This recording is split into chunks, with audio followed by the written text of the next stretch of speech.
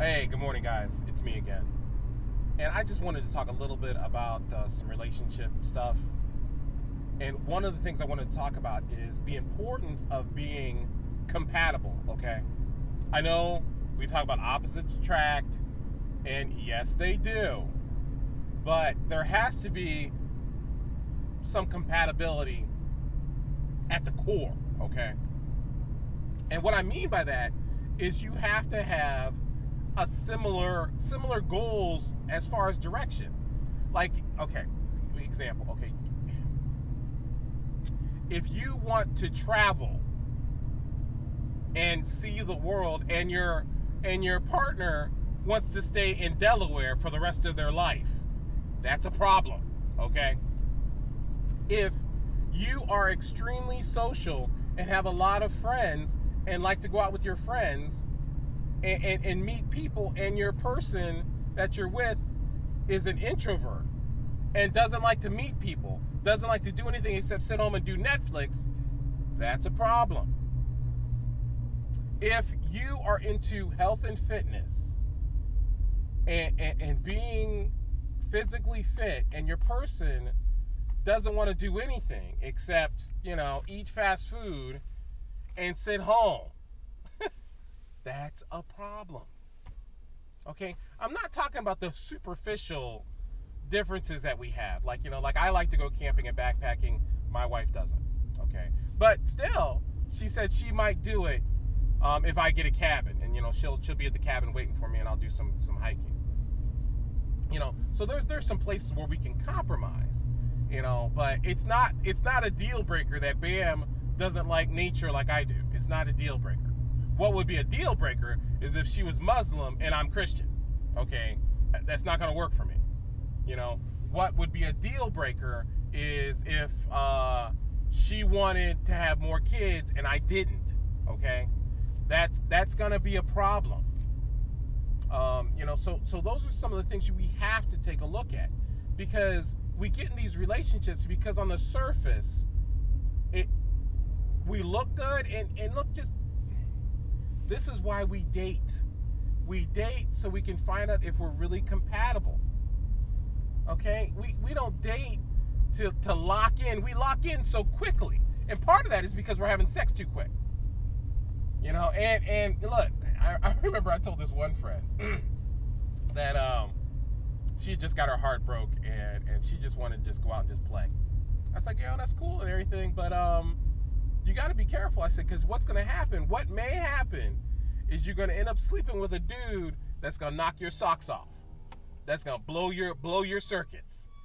And he's not going to be a good boyfriend, but he's going to be great in bed, and you're going to get hooked. And she was like, yeah, I know, Will, blah, blah, blah, blah. Ended up happening, and he became her crack for a little while there, and it was painful for her to disengage because the guy told her, I'm not into a committed relationship. So, that's some of the dangers of getting with people that we're not compatible with.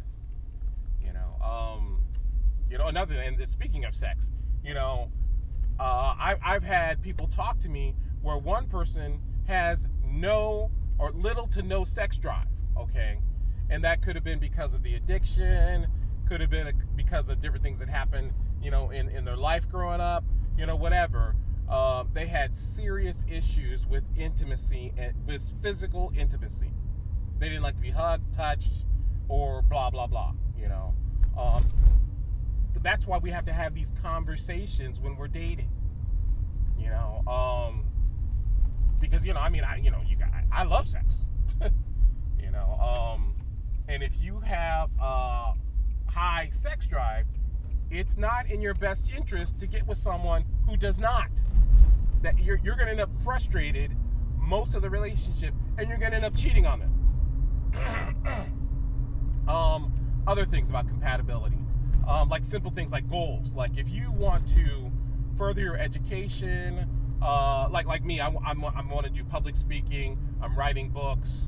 I want to really make a difference. Now, if you're with someone that isn't about that life, that doesn't like to be somewhat in the spotlight, Like TD Jakes or whatever. Their wife, you know, has to be good with, sitting in the, supporting you in the stands, in the spotlight, and being there with you. So when I go do public speaking, my wife is out there with me, and she's passing out, flyers and envelopes, and she's walking around, fixing the tables. I mean, she's really, really excellent at that, and I love her for that. But if you're with someone that just criticizes you and dogs you, and doesn't want to be out there with you as you become more and more successful, that's going to be a problem. So really take a look at the person you're talking to and getting with, and spend some significant time interviewing each other. Because, as we get older, we really can't afford any more mess in our relationships. I can't afford, another severe heartbreak or issue with my significant other. It's just not going to work. It's just not going to work. That's not in the plan. The older we get, the less we can bounce back from severe rejection. And I'll talk more about really being able to identify. I call them emotional assassins.